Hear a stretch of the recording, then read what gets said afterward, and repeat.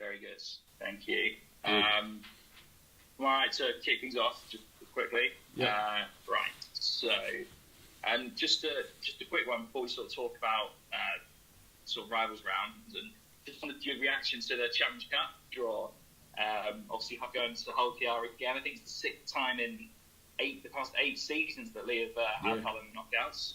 Yeah, obviously, it seems to be a favourable draw on the Challenge Cup weekends, but we played Hull now.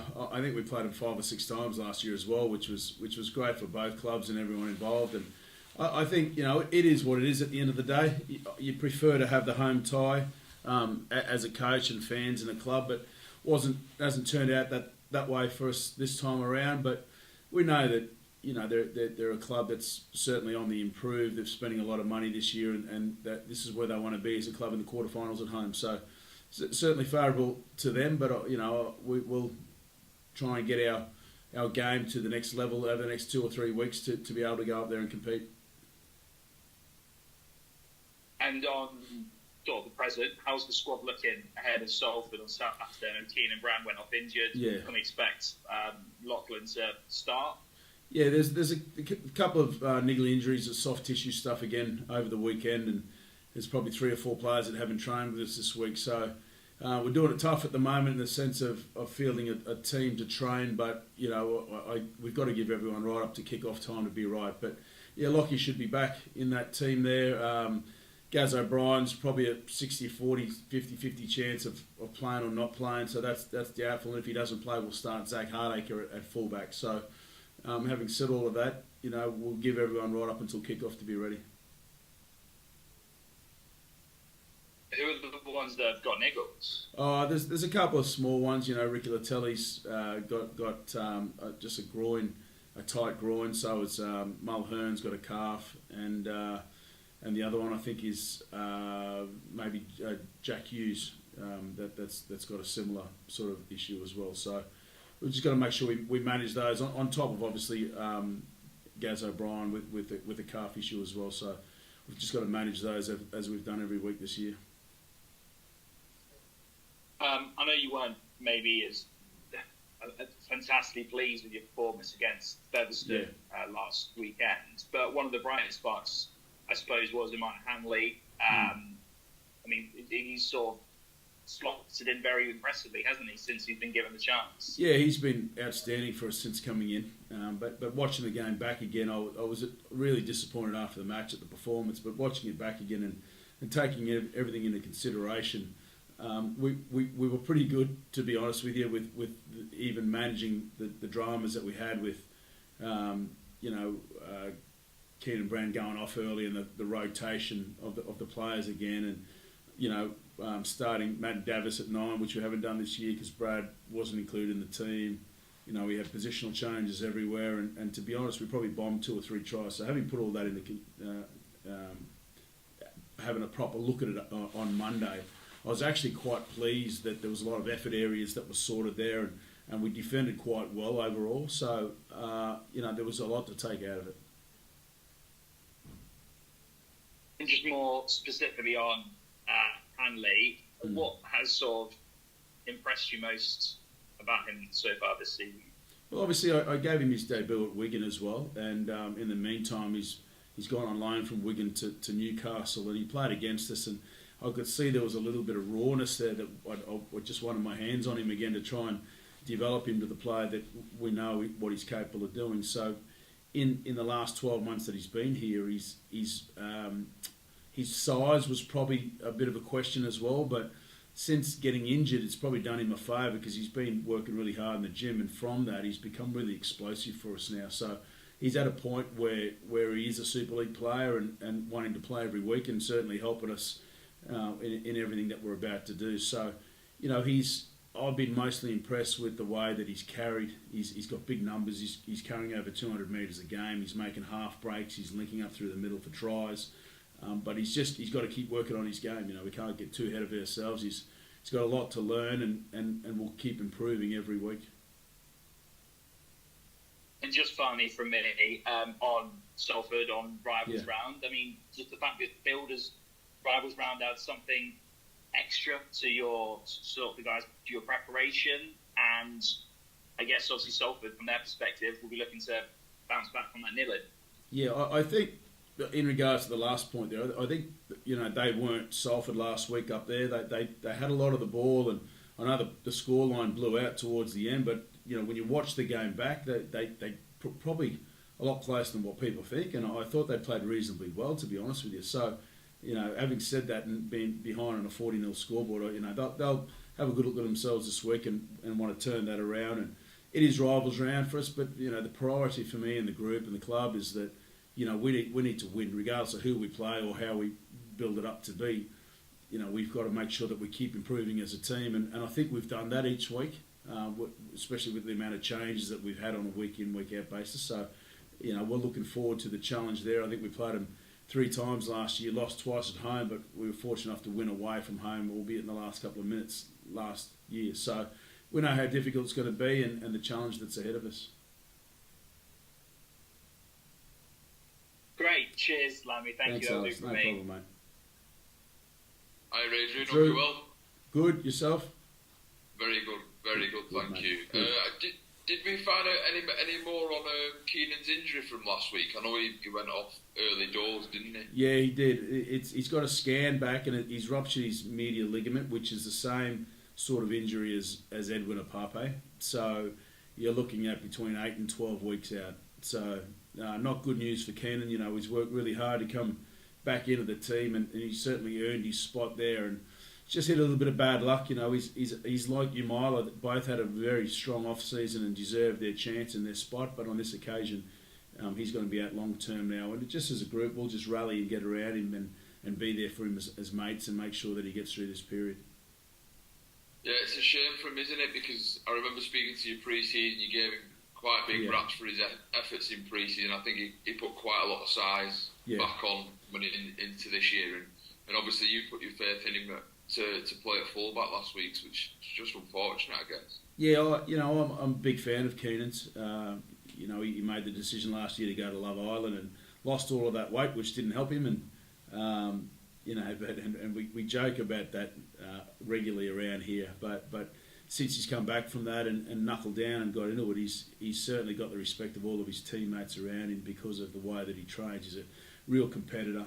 He's got a bit of X factor about him. He's also got that real powerful, strong running game. But, whether he's a fullback or a centre or a winger, he'll get another opportunity in the near future. I know that because of the person that he is and how professionally he takes himself in his training. So, we'll help him through this period, as I mentioned, and make sure we get right behind him to keep him on track with his path on playing for this club in the first 17.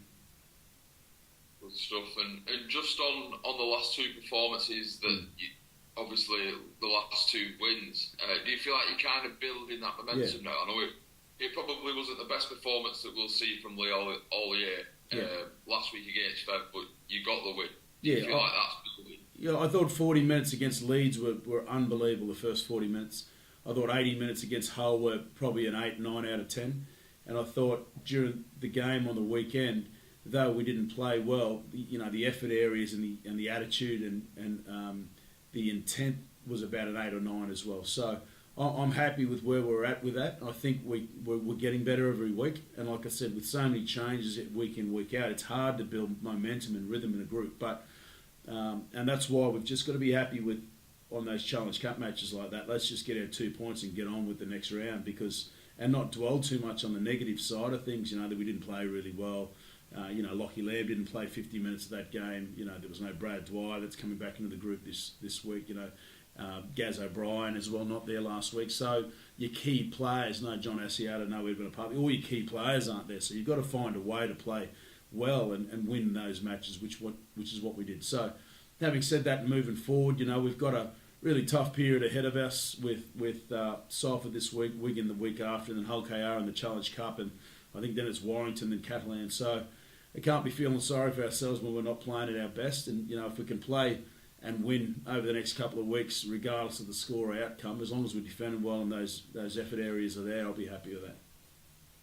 Yeah, just on Lachlan Lamb returning last week, I know the whole game was actually the first game he'd missed since being at the club. I mean, that's some effort, to be fair, to play that many consecutive games. Yeah, Lockie's a very professional player. You know what he does away from the club in recovery, just to make sure that he's fit to go in every week is a real credit to him. His diet, his sleep, and his recovery. As I mentioned, he's the way that he takes care of his body is as good as there is of anyone that I know. So, and that's why he's played all those games. Had last week against Hull FC been a final, he probably could have played at a pinch. So, again, it was a smart decision on the end not to do that, and just to make sure that he got through to this week now. But he certainly made a difference when he came on the field on the weekend. The tempo of the game just changed straight away, and you can see how much influence he has on the group and the game. So we're going to welcome him back, and hopefully we can again start to build some rhythm within the group. Yeah, just a last one from me. We're getting to that stage, the May the 1st, where the window starts to open. Just on retention more than recruitment, rather. I think we've got quite a number of players out of contracts at the end of the season. Is that something that you've started to do in speaking to the players now, or will that come sort of later on as the season goes on? Yeah, I think most clubs by the end of this time have their players they want contracted. And it's an ongoing process that goes every month, every week of the year, and it's I think it's the key on success within a club. And I think we work really hard on here. I think we've got 10 changes in this year. There may be one or two more come in for the rest of this year at some point in the near future, and also during the season. So we're building in the right direction with that 5-year plan in mind. Having said that, we've been speaking to the players that are off contract every day, every week over the last couple of months to make sure that we get that sorted. And I think most of them are done now. So, we're pretty excited about what's ahead for us. And like I said, we're always open to talk to people as well that want to come and play for us and see if that can help us develop as a group. You said that with a smile, Adrian. That something's in the pipeline? No, I'm always smiling at those comments, Drew. You know that. Always got to keep you guessing and everyone guessing. But like I said, we've always been linked with players. I think the latest one was Tristan Saylor from the Broncos, who we were very interested in. But he's probably now going to play this week and for the next 6 weeks for them. So our fans will get to see what we were looking at seeing, and I know he'll do well over there, and he'll stay there. But it's players like that we're open to talking to, whether in whatever position. So we've just got to make sure that we keep our eyes and ears open and keep building our squad to what we need it to be. Good man, Adrian. I'll pass you on. All the best for this weekend. Thank you very much. Hi, Adrian. Just one from me. You all right? Yeah, good. How are you? Okay? Yeah, good. Thank you. Good. On John Aziaf, the club released a statement saying hopefully the outcome will ensure people stop tainting the excellent character of our player. Do you think he has been unfairly targeted following last season? Yeah, absolutely. I think it blew out of proportion quite clearly in a particular game last year, and individuals blew it out of proportion. I think he was handled differently this year. So we felt very strongly that the action that he made in that particular game a couple of weeks ago, I think in round 3 maybe it was, and what was there's no cause to answer to that, and last night at the appeal that was proven to be exactly right. So John's John. I've known John for a very long time. He's as honest player as there is in rugby league. He has no intent to hurt anyone ever. I'm grateful that as a club we stood up for that reason, and to make sure that not only because he wasn't suspended for a week. Remember, he was only charged and warned, and but that one warning can go on to a player's name, and after 3 warnings you get a week's suspension. So even to that level we felt it unfair, and Derek represented him last night in an incredible way, and it was very, very clear that there was nothing to answer to for John in that, and moving forward I'm happy for him.